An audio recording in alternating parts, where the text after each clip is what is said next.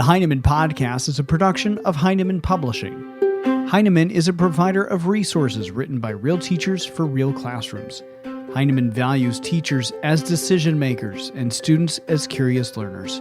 Discover the path to lifelong professional learning at Heinemann.com.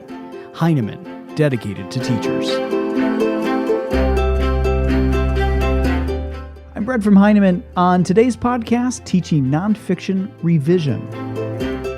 What happens when a best-selling children's book author teams up with a nationally known writing teacher? Well, you get the new book, Teaching Nonfiction Revision. A professional writer shares strategies, tips, and lessons. Sneed Collard is an award-winning children's author who has been working on revision strategies for years. Now, along with Vicki Spandel, they're helping educators make nonfiction writing more meaningful and more enjoyable for the reader. I recently talked with Sneed, and I wanted to know more about what his spark of inspiration was for writing a professional book for teachers. I began writing probably, let me calculate, about 34 years ago. And when you write for that long, you have to gain a certain amount of experience at doing what you're doing, a certain amount of expertise. And I was editing a book about 3 or 4 years ago, and I was just working through a scene or a couple of paragraphs. And I had this kind of flash of insight that, gee, Sneed, you're pretty good at doing this, you can really tear apart something and put it back together, And, I didn't think of that with any sort of pomposity or anything like that, but it was a simple fact. Now, I'd been thinking already that I would love to write something that would help young people write, just a set of tips or something like that. So I start getting serious at that point, after having that realization. And I started making inquiries about whether publishers might be interested in this sort of thing. Mm-hmm. And they were, but when I contacted Heinemann, I was informed that they actually don't write books for kids, but they do write books for teachers. At that point, I was already talking to my co-author, Vicki Spandel, and I knew she had a lot more expertise at coming up with exercises and questions specifically that teachers could use. So we kind of agreed I would write the main text, and she would come up with all of these amazing teacher suggestions and exercises. And we brainstormed on both of them. She helped me with the main text, and I helped her with the other things. But basically, that's how it all happened. I just had this inspiration and decided to keep going with it. And throughout the book, you have inspiration. You write about inspiration from your daughter, from your dad. There's all kinds of things, especially right at the beginning of the book. You really get a sense of establishing for us how you sort of saw what revision is or isn't. So what is revision or isn't it? Well, writing this book really forced me to take a hard look at that. And in fact, to help me, I asked some other author friends of mine what they thought revision was. And they have some great answers that we include in the book. But to me, revision is not editing. Editing to me is very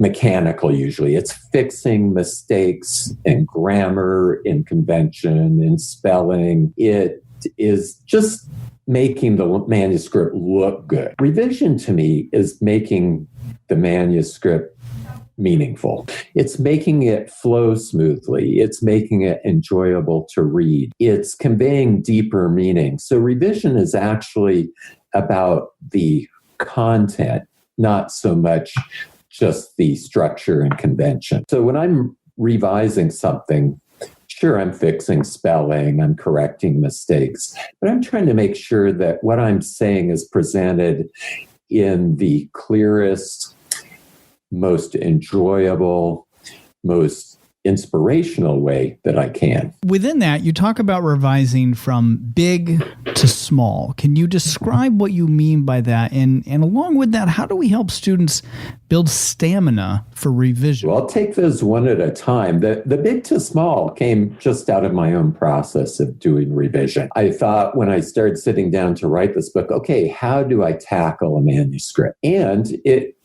was a very logical thing to work from big to small. And what I mean by that is when I look at a big manuscript, I look at the big pieces first. I see, okay, are there chapters that don't need to be here? Am I telling a good story? Am I presenting information in the proper context? Have I developed characters enough? So those are big picture things. And often at that point, I'm removing huge chunks of the manuscript, throwing them away. I'm also adding big chunks of the manuscript. And whenever necessary, and it usually is necessary at this point, I'm doing additional research. Now, once I've got the manuscript in kind of a rough shape that I want, then I start getting finer and finer. And the book's organized like that. From the whole manuscript, I go down to scenes. And scenes are not something that educators come across much. They don't think about them. We think about scenes in movies and plays, but rarely do we think about scenes especially in nonfiction manuscript. But good writers in nonfiction are writing in scenes too. And I like to encourage teachers, if they want to learn about this, to pick up a picture book, a nonfiction picture book. My book, A Platypus Probably, just happens to work really well with that. You pick it up and it just goes scene by scene through different aspects of a platypus's life, whether it's how it feeds or how it builds a nest or how it takes care of its young or defends itself. These are all concise scenes. So I work on the scenes of my manuscript next. Then I go down to paragraphs. And paragraphs, I have to say, are my favorite part of revision. Why? Because you can look at a paragraph all in one glance, and you can get a feel for what it's trying to do and whether it's doing that or not. And then you can just start ripping and tearing like crazy. If you totally destroy a paragraph, you can put it back together in a matter of minutes if you want. Also, I love paragraphs because I feel that if any person can write a good nonfiction paragraph, they can write anything. Oh, wow. Because everything that applies to a paragraph applies to scenes and applies to a manuscript as a whole. And so paragraphs to me are really the heart of revision. You still have to have those bigger chunks in place, or revising your paragraphs isn't going to help you, right? Once you're down to the paragraph level, that is where you really start to make a manuscript sing. And so that is my favorite part of the revision process. And from there, we just go down to sentences and words, and then we have some final thoughts in the book about what to do after you're done with your revision. What about building stamina for students? Because sometimes students really, they hit a point where they need a little convincing about revision. Sometimes students want to just write something to move on. How do you face that? Again, I come back to the paragraph, because a paragraph is not overwhelming. A paragraph is one thing. You can write a paragraph about almost anything. And once you've got that paragraph, you can just tear it apart very easily and rebuild it from scratch. And what's very important, and we talk about a lot in the book, is that teachers model this whole process for their students, because many students look at revision as a sign of failure. They think, oh, I'm being asked to revise. That means I messed up. Well, of course, that's not true at all. For revision actually is just the most important part of the process of creating a manuscript that works. So it's very important for a teacher to model herself writing up on a board or on a document projector, showing the students, oh, this really isn't working. I'm going to tear it out. I don't like my thesis sentence. Let's look for another one. Do you think this is in order? I'm not sure. And is there any part of this you don't understand? So all of this models for the students that, revision is a very healthy part of the writing process. It's not always easy turning nonfiction writing into something that everyone will want to read. What would you say is sort of the secret to doing that? Well, if you look at the really great nonfiction writers out there, they have a couple things in common. One, they tell stories. In fact, most people don't think of nonfiction as storytelling, but the best nonfiction writers are storytellers. And that is absolutely, I think, the heart of great nonfiction writing. But related to that is they're also developing good characters. And so if we humans, we're very species centric. We care about our own species more than anything else, right? So we want to hear about other people's trials and challenges and what they're thinking and feeling. Mostly we want to hear how they face the challenges in their life. And so good writers are telling stories complete with characters. And hey, that's not so different than great fiction writers, is it? No, in fact, it's the same kind of thing. But we're using real materials and real stories from the world. Throughout the book, you have a lot of sections called A Note to the Teacher.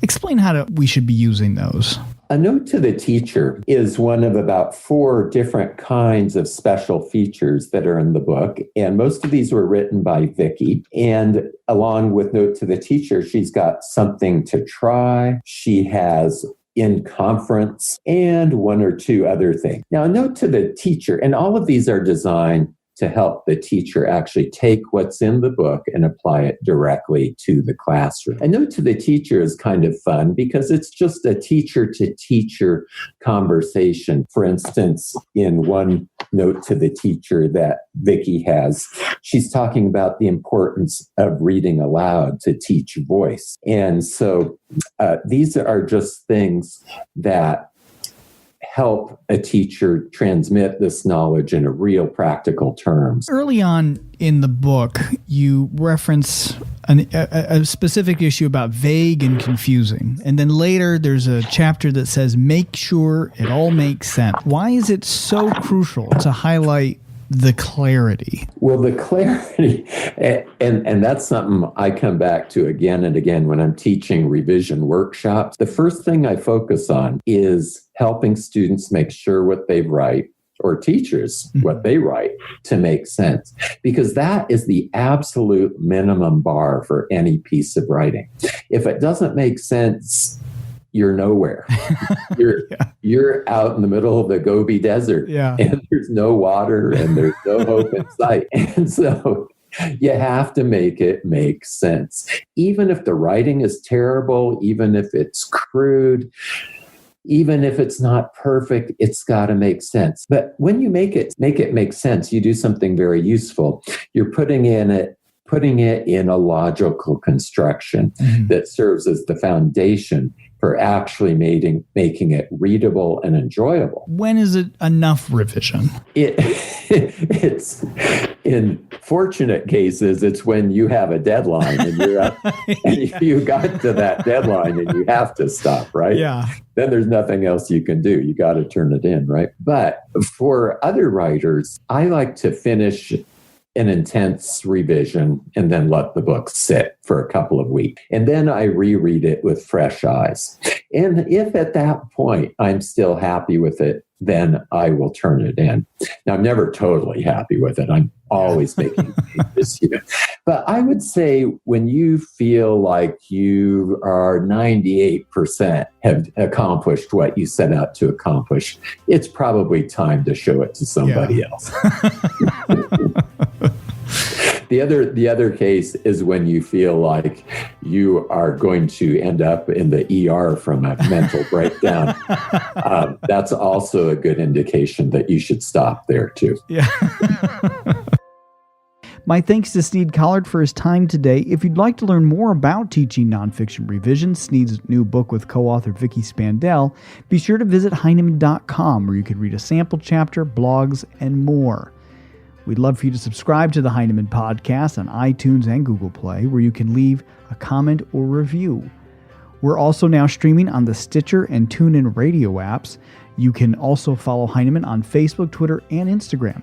Plus, you can download a daily teacher tip right on your phone directly from Heinemann authors by downloading the Heinemann Teacher Tip app.